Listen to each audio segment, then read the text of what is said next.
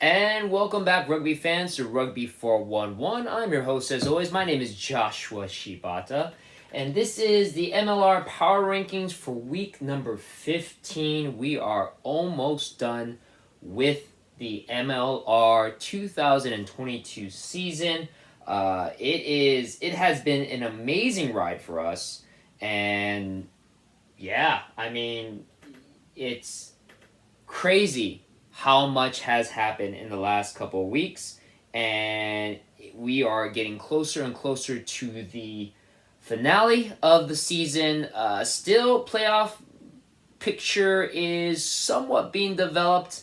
A lot of the spots have kind of been filled up, especially on the East Coast or in the Eastern Conference. Western Conference, there's still one spot up for grabs, but it is coming down to the wire. Lots of things can still happen in the last 3 weeks of the season. This week definitely, again, solidified some things. Two teams secured their spots in the playoffs. Austin in the West, New England in the East. But there are still some teams, like I said, especially in the West. It is now, I believe, pretty much a 4-team race for three spots. That could change in the next 3 weeks, but we'll go over all that in our power rankings. As always, these power rankings, if you're new to this process of my videos, it is not necessarily based off of records and standings in the conferences. It is based on what goes on the pitch week by week. It really is an assessment of who I feel are the best teams that week and who were the worst teams of that week. It does somewhat end up following how the records go, but it's purely based on what happens on the pitch. It depends on other factors, including the strength of your opponent that you play, whether you're playing at home or away. Again, what you've been doing that specific week, not necessarily how you started, not necessarily where you're going. It really is the here and now. But it's really been a lot of fun these last 15 weeks now of the season to assess. And again, we still have 3 more weeks to go, and we are getting down to the nitty gritty. So no more posturing. Let's get on with the show. Number 13, and again, it's a broken record here, and they're probably going to be number 13 for the rest of the season, sadly. Your new kids on the block, the Dallas Jackals. They have been setting records in MLR and within their own franchise, unfortunately, for pretty much all the wrong reasons. I'll go into more of what records have been broken, especially when I discuss their opponents and their standings, the Toronto Arrows. But needless to say, the Dallas Jackals lose again, 74-7. And I'm sorry, not 74-7. 74-7 was against Utah, losing 57-0. Still pretty bad. But again, it's been a tough season for the Dallas Jackals and new kids on the block. Moving on to number 12, which is actually kind of reminiscent of how the season began. They were on their way up, but have now started to fall back down. Old Glory DC, moving down from number 10 to number 12. For the majority of the season, Old Glory and Dallas were pretty much the 2 bottom teams because they were the only 2 teams in the league who have not won games. Old Glory has gone on to win 2, but now have struggled a bit. Again, doesn't help that they've been losing a lot of their players due to injury. Renata Roberts-Tanana, and also losing Famanana Schultz to pretty much a season-ending suspension. You're losing a lot of good players on that team that's already been struggling as is. So they ended up losing, unfortunately, to Nola Gold in a surprising loss, in my opinion. First time that Nola has won at home. Again, we'll go more into that when I discuss about Nola. But I was expecting Old Glory to win, as is evident with my pick'ems. But and they ended up losing to Nola at the gold mine, stumbling down 2 spots. Speaking of Nola, they're the next team up. Nola Gold moves up to the number 11 spot. Even though they had a couple of tries taken back by TMO, and again, They haven't won a game at home, so I was a little skeptical about how they would do. Old Glory was starting to kind of put a little streak together, but Nola shut the door on Old Glory, getting their first win at home for the season, 50-21, a pretty convincing win. Granted, again, it's against a lower-ranked team, so Nola doesn't really move too much up the rankings. Also falling down a few spots, your two-time MLR champions, the Seattle Seawolves, moving down from number 8 to number 10. They played really tough, honestly, in their game against New York, Rugby New York, and there should be no shame for them. Rugby New York is a top-ranked team up here in the top echelon. Seattle pretty much hung with them, which was really, really surprising to me. They had the chance to win the game. Unfortunately, there was literally a last-minute yellow card to Ronald Herbst for Seattle, and that's when Rooney was pretty much on their 5-meter line with one man down. Rooney ended up scoring, and Seattle ended up falling 22-30. A tough loss. Unfortunately, it does slide them down a couple just because some of the other teams above them and right below them won. So Seattle has to slide down for those teams to go up. So Seattle sliding down 2 spots also really sucks for them because that was a very important game for their playoff standings. They're not necessarily out of the running yet, but they are definitely a team on the outside looking in for one of those 3 precious playoff spots in the Western Conference. At number 9, staying at number 9, as much as they dominated in their win, the Toronto Arrows over the Dallas Shackles. It is the Dallas Shackles, and again, when you face the Dallas Shackles, you end up starting to break franchise records. 57-0 was the score. 57 points is the most points scored by the Toronto Arrows in this season. 57-0 is the second highest margin of victory over any team in Major League Rugby. It broke the old second place record of 54 points, which was Austin over Dallas just earlier this season, 57-3. It is still not the highest margin of victory, which was also broken this year by a team playing Dallas, and that was the Utah Warriors, winning 74-7. So a 67-point margin is still the record in the Major League Rugby, but 57 is now the second place, and that's the margin that the Arrows won. As much as that's a huge win, it is against the worst team in the league. It was very hard for me to justify moving the Arrows up. So, you don't slide down for winning unless you're up here. So you stay at the position and the Arrows stay at the number 9 spot. Sliding down a spot as well, Rugby Atl.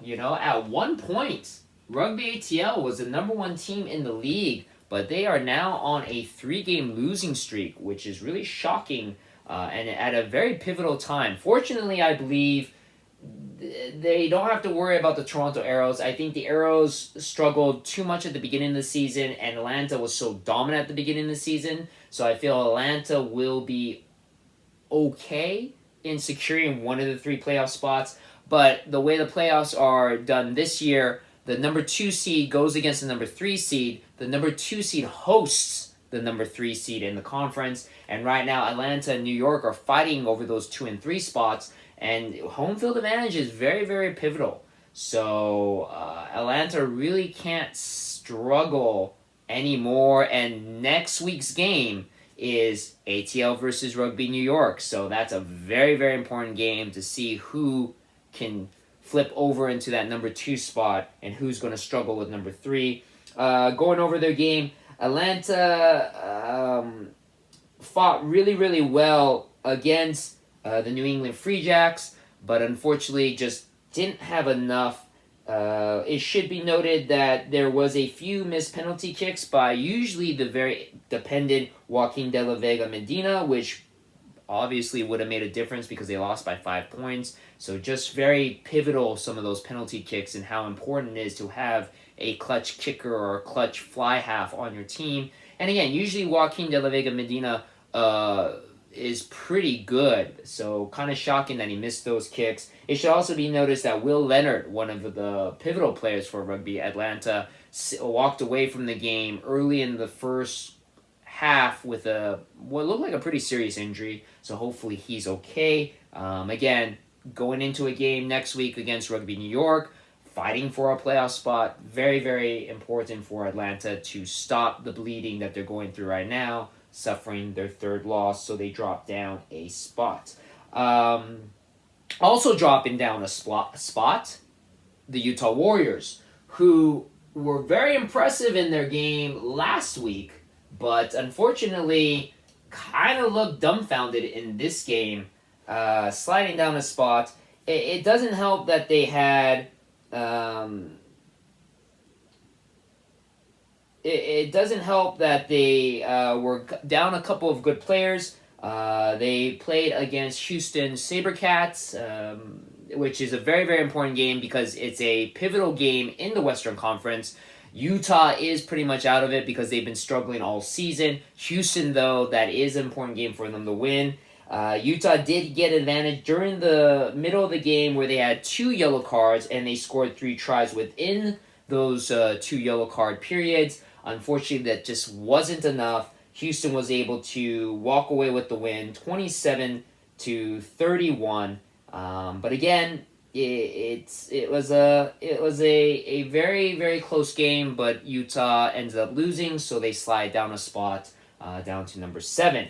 Now, the biggest gainer this week was the San Diego Legion, who jumped all the way from number 11 to number 6. I would consider the game that they won an upset. Some people would not consider an upset because San Diego has been when they're on, a pretty impressive team. When they're off, not so impressive. Unfortunately for LA Giltini fans, they're on. And the San Diego Legion defeated LA in a very, very chippy game. In a game 27-31. Again, I'm going to go a little bit more in details when I talk about LA, but it should be noted that San Diego's star player Joe Peterson was an absolute beast of that game. When we talked about missing penalty kicks for Atlanta, Joe Peterson was pretty much clutch. 6 for 7 off of the tee, as well as he scored a try, 21 points by himself. And again, San Diego won by 31. So 21 of those points were by just one player, Joe Peterson. Without Joe Peterson, LA would more than likely have won. So big win for San Diego. It also is an important win because they're in the playoff hunt along with Houston. So they're fighting over pretty much one spot. I believe LA has their spot pretty much secure.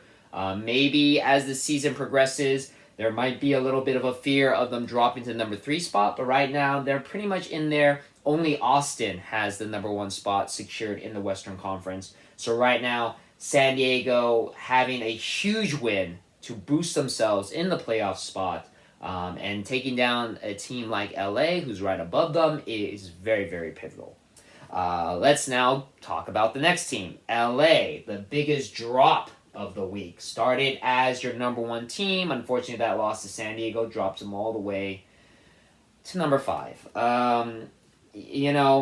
I'll be honest, as much as everybody knows, I'm a huge LA fan. LA did not play a very good game. A lot of mistakes, a lot of handling errors. Granted, there were a few tries that were taken back because of TMO. But that's the way that the game plays. LA cannot always rely on the favors of the rugby gods to always go into their favor. And unfortunately, a few of those tries were taken away, which would have obviously made the difference. Again, LA was in it for pretty much the entire game. It's just a lot of those self-inflicting errors. And San Diego, again, a bunch of penalties, 7 of them, which 6 of them Joe Peterson was able to capitalize on. And because of that, LA just couldn't catch up. Fortunately for LA, losing by 5 points Losing with 4 tries scored, they were able to get 2 bonus points. So still in their playoff position as the number 2 team. I don't think that they're going to catch up with Austin unless Austin loses sometime during the rest of the season, and if LA runs the gamut of the rest of their season, which they're the possibility that they can. They get to play against the Dallas Jackals next week, which is a big victory for them. They do have to play Utah, which will be a very tough game to play at Utah. And then their last game is home to the Seattle Seawolves, which, again, I'm kind of being very confident in the team. That should be a win for them. So there is a possibility that they can win the last 3 games, but it is going to be a struggle, especially with the Utah. But there is some rumors going around about a certain player, some international player, possibly joining the team. That would definitely be a huge boon for LA going into these last few games to help secure them that playoff spot and possibly help them in the playoffs. But nothing has been confirmed yet. It's all rumor, and I don't want to break any rumors yet on this channel, so we won't go too much into it. But right now, unfortunately, LA sliding from your number 1 spot all the way to number 5 on this week. Number 4, the only team that was on a bye, so they kind of avoided all the movement. The Austin Gilgronis, your number 1 team in the West. And that makes things kind of interesting because now your number 3 team is a Western team, but not necessarily one of the top Western teams by record. The Houston SaberCats. Houston, throughout the season, has been kind of inconsistent, but when they need to pull off big wins, they pull off some pretty big wins. The win over Utah was a very, very important win. A pretty dominant win, too, in my opinion.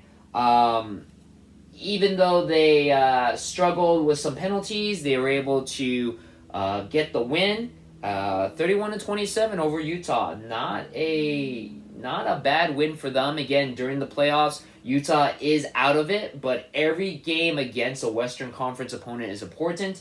And again, comparatively to San Diego, comparatively to LA, and Austin was on a bye, Houston looked like the best Western team. I do have to say that if Houston makes it into the number 3 spot of the Western Conference, if I was LA, I'd be afraid to play them. I'm really hoping that Houston doesn't make the playoffs because they're looking like a team ready to peak at the right moment. So good win for Houston. And then that just leaves the number 1 and number 2 spot, which are your top Eastern teams fighting still for that number 1 spot, even though it's probably not going to change just because of the team that has been so dominant this entire season. Number 2 is Rugby New York. Again, they played a pretty good game against Seattle. It was competitive, maybe a little bit more competitive than I thought it would be, but again, having that 1 goal line stand at the end, Seattle suffering that yellow card, putting Renner Herbst into the sin bin, allowing Rugby New York to score that final goal, that final try, really, really does help and secures them a very good win over, a decent opponent. And then, of course, your number 1 team, the number 1 team that has been pretty much dominant this entire season, your New England Free Jacks, moving back to the number 1 spot. Now, granted, their win against Atlanta was pretty close, pretty chippy, but again, New England winning is what matters. And going over a team that's fighting for one of those playoff spots, this close to the end of the season, it also gives them a mental boost because, again, there's a possibility that New England gets the bye, Atlanta beats New York in the playoffs, and they face Free Jacks again in New England. I mean, knowing that New England can win over Atlanta already in the season is a pretty big boost for the playoffs and for that championship game. So right now, New England is looking like the dominant team, only has 1 loss. Coincidentally, it was 2 LA Guillotinis, but they haven't looked back since. They have the longest win streak in all of MLR history, 10 straight wins. Very, very impressive. I don't remember exactly who they're playing for the rest of the season, but there is a possibility that they can extend that into the end of the season.